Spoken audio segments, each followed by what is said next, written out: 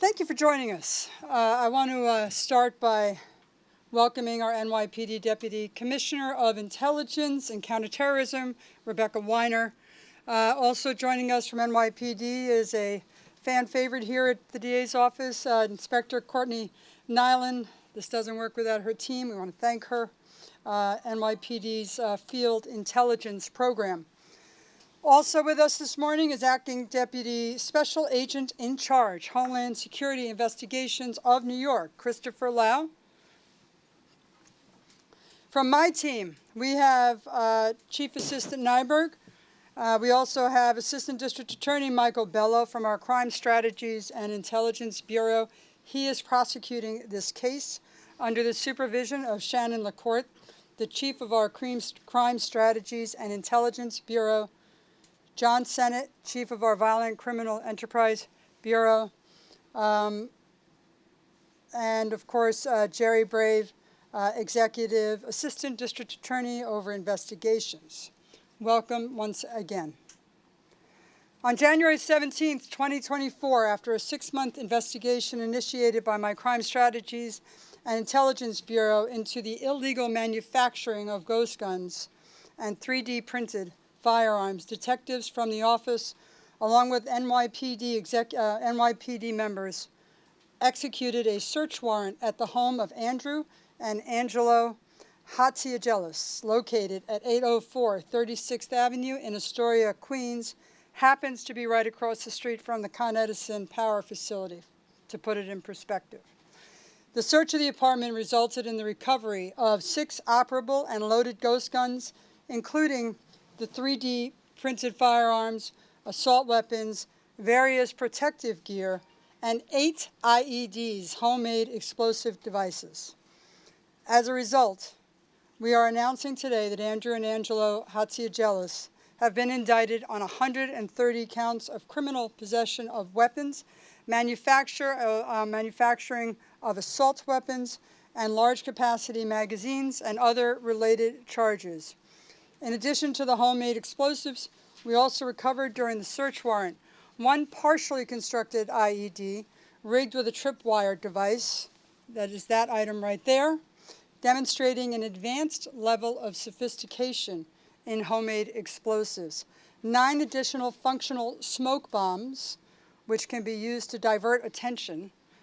1 partially constructed AK-47 style ghost gun, over 600 rounds of ammunition, 1 3D printer, 3 sets of body armor, 29 high-capacity magazines, a scanner radio so they can listen up, and it was set, by the way, just so you know, to the frequency of the 114th precinct. So they were listening.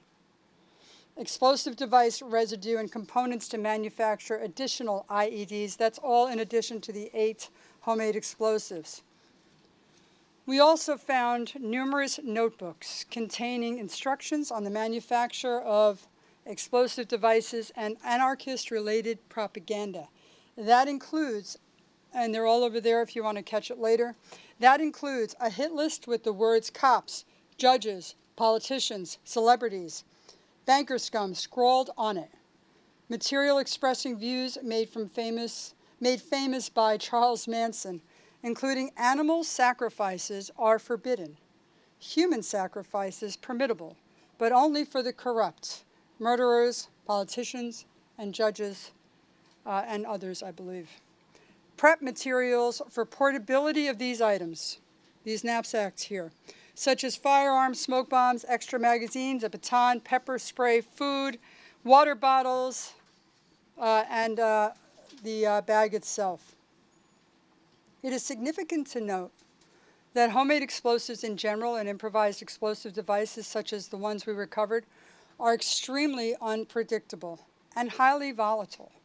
The mere act of removing them from the house and have them submitted for lab testing is risky for the NYPD and for any office or agency that enters the building that they are contained in. I applaud the NYPD bomb squad detectives for their heroic efforts in the executions of these search warrants. It had to be, they had to leave the premises several times while they studied the IED devices and disassembled them. In fact, 4 of the IEDs were recovered in the same container.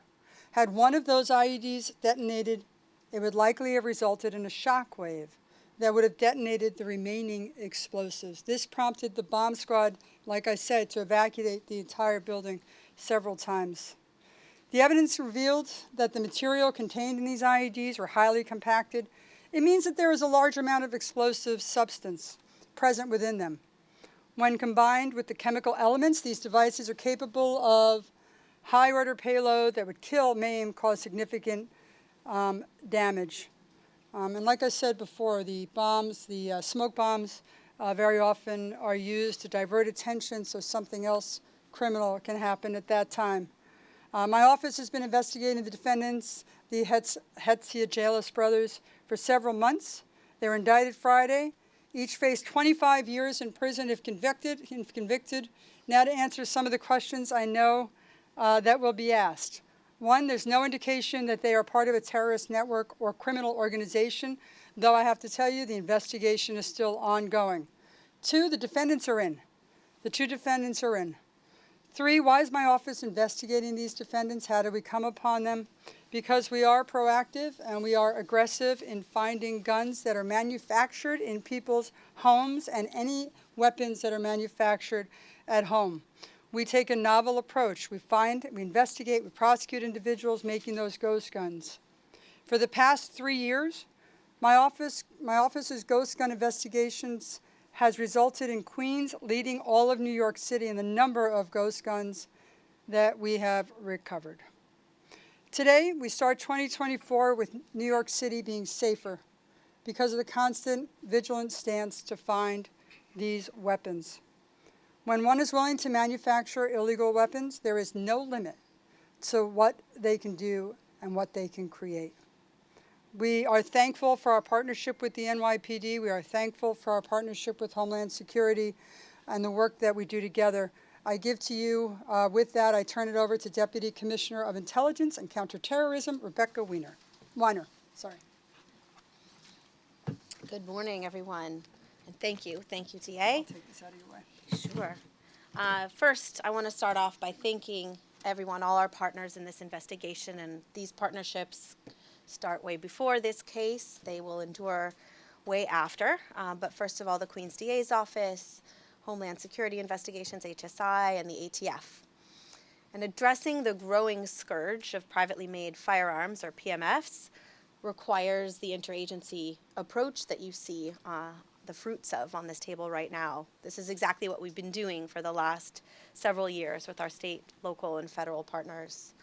District Attorney Melinda Katz has been a tremendous ally in this fight. We've been here together collectively dozens of times, helping to ensure that those who are manufacturing, stockpiling, and selling PMFs are held accountable and brought to justice.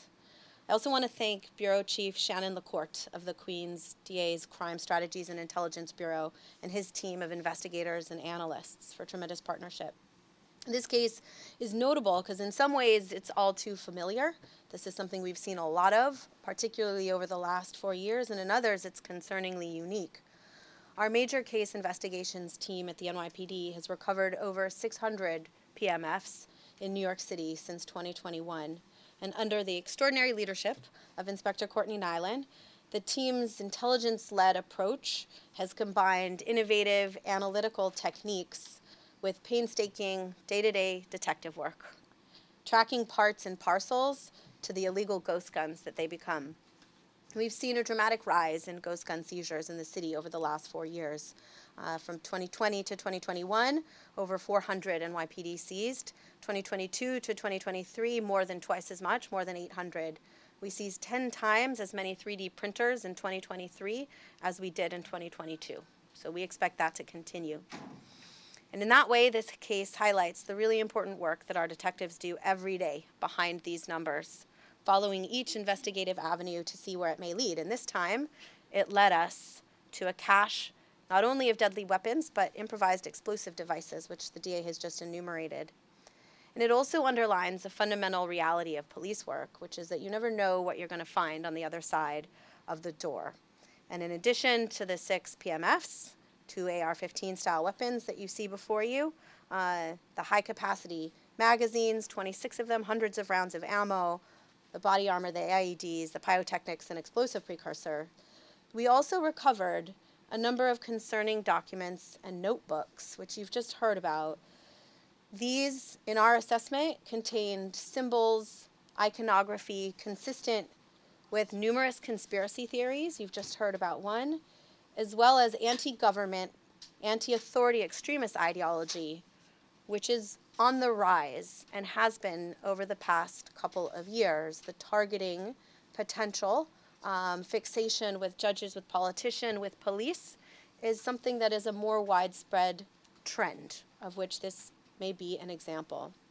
The recipes to make improvised napalm, thermite grenades, fertilizer bombs, black powder, smoke bombs, Molotov cocktails. This was not an ordinary search warrant at all. And although we may not yet know the defendant's intentions or the extent of what we've disrupted yet, the investigation is ongoing, one thing we do know quite clearly is that our collective efforts to prevent these deadly weapons from hitting our streets will continue to keep New Yorkers safe. Thank you so much. Now we'll turn it over to HSI. Homeland Security, Christopher Lau. Thank you. Good morning, everybody. My name is Christopher Lau. I am the Acting Deputy Special Agent in charge for Homeland Security Investigations here in New York City. I'm proud to be standing here today along with my esteemed colleagues. First and foremost, HSI New York is there to support our law enforcement partners when they call. In this case, such collaboration led to the execution of a search warrant that yielded improvised explosive devices and a cache of weapons and ammunition that you see before you, including illegal gun parts and materials, all of which certainly could have been catastrophic if left in the hands of Angela and Andrew Hatziagelis. Special agents with HSI's New York Border Enforcement Security Task Force are specifically trained in identifying and investigating crimes associated with the trafficking of illicit goods across our borders. Every day, our agents are working behind the scenes to identify individuals intent on causing harm in our communities. Their commitment to doing so is unwavering, as demonstrated today. I commend the Queens District Attorney's Office, NYPD, ATF, New York State Police, FBI, for their outstanding collaboration and coordination to bring this matter to a successful conclusion. Thank you.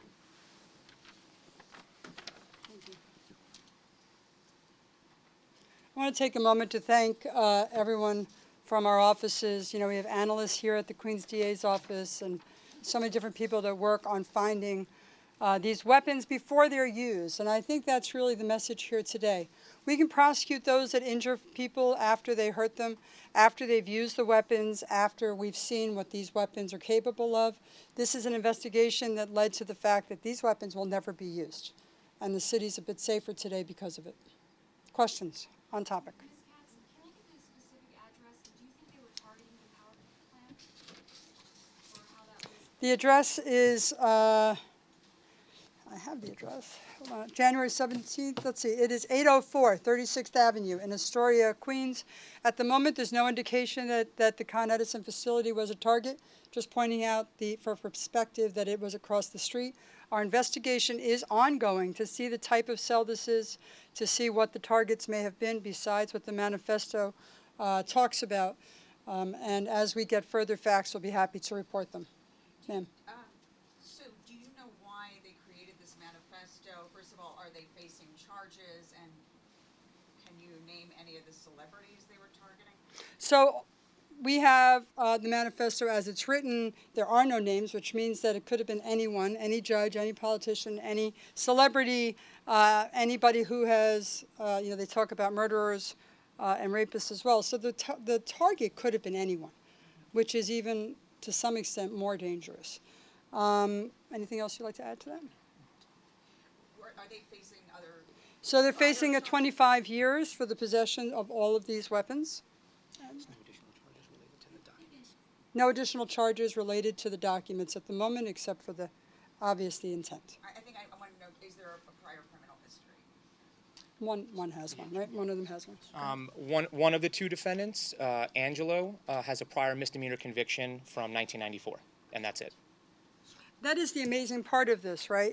There's no history, not on the radar screen, except for the investigation that started a few months ago and led us to investigate the ghost guns, which we do every single day here with NYPD, and it led us to this, which is truly amazing.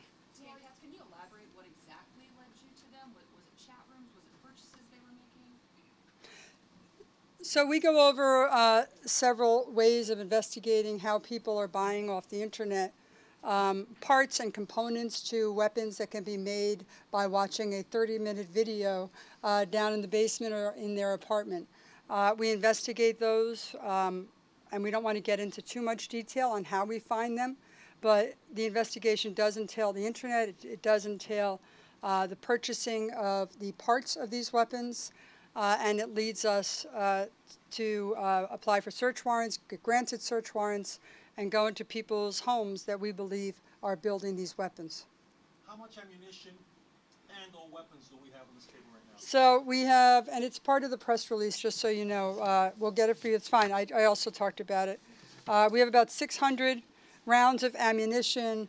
We have 3 sets of body armor. I note that these backpacks look like they're also body armor as well. So that's the interesting part about that. We have 29 high-capacity magazines. 13 of those magazines, just so you know, were built by a 3D printer. I'm not sure it's that one, but it was built by a 3D printer. And we have 9 additional functional smoke bombs. Any possible motive? The only motive we have is everything we know at this point. Anything we can tell you, you know. We have the manifesto, we have the weapons, we have these flags, as you see, with propaganda. That flag seems to be some symbol with rifles. Not a known symbol, at least to me. A pentagram. It's a pentagram, but we don't. It's not tied to another group, and so that seems to be the only thing that we have. You mentioned in the press release that they lived with a mother and another brother. Any indication that they knew anything, or are they facing any charges as well? At present, they are not facing any charges. At present, we believe these 2 defendants, these 2 brothers, are the ones responsible for all of the weapons you see in front of you. Are you saying after further investigation there could be terrorism charges coming? We are continuing our investigation, and as we get more information, we will relay it to the press. And today, I think, is really about noting that preventative, law enforcement is the reason we are here today. I believe preventative law enforcement is the reason that these weapons will never be used, and we will continue to do it and try to find these weapons and effectively find these weapons before they are used in New York City. Counsel, in today's atmosphere in the country, Yep. this giant stockpile of guns, the letters, how concerning is that this may be the way of the future? Anytime you find this amount of weaponry it makes me very concerned and should make people concerned. What I think should make folks feel safer is the fact that the NYPD, Homeland Security, ATF, my office here in the Queens District Attorney's Office, we are all on top of it to make sure that we preventatively gather these weapons before they are utilized in the general public. Are the magazines loaded?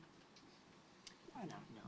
The magazines aren't loaded at this time. Some were recovered loaded, but in processing the evidence, they're unloaded for purposes of counting and documenting everything that we recover. And all of And this, keeping everyone safe. and all of this was made on a 3D printer? No, not all of it was made on a 3D printer. As far as right now we understand, 13 of the high-capacity magazines were made on the 3D printer, and 2 of the firearms were made on a 3D printer. That is so far all that we have. How long was this investigation? Started in July of 23. And these are American citizens? Yes. We don't comment on citizenry. Whether anyone is a citizen, not a citizen, if they are manufacturing these weapons, we will find them. Is there any indication they were selling them, or they were? It's an ongoing investigation still. We don't really have the genesis of why they were in this business except for the manifesto. We do know, however, that the quantity is quite large. And what we prevented can never be quantified. Do you want to comment? Anything else? Do you want to comment on it? No, just to reiterate, the whole premise of our program is prevention, is just this, right? It's making sure that we get to these weapons, to these IEDs before they hit our streets. So this is tremendous success collectively on all of the parts of our agencies. And I think it reinforces how difficult to easily bucket today's threat can be. The references, the ideology, that's often quite unclear. We're going to find out more as we continue the investigation. But any lone actor threat in today's environment can be a bit of an amalgamation of different ideas. And the really important thing is we can't allow people to mobilize to violence on our streets, and we're going to do everything we can to make sure that we do just that. And I'm going to end with this just to help perspective. That is a tripwire bomb that was unfinished when we found it, when the NYPD found it. Those 3 bags, it looks like it is body armor as well as a knapsack to carry the explosives and everything in it, making it much more mobile. That is the 3D printer right there. Usually the last time we saw one, it had glass around it. This one did not, so that's a 3D printer.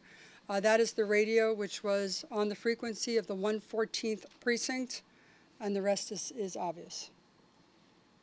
Okay. Thank you, everybody, for coming.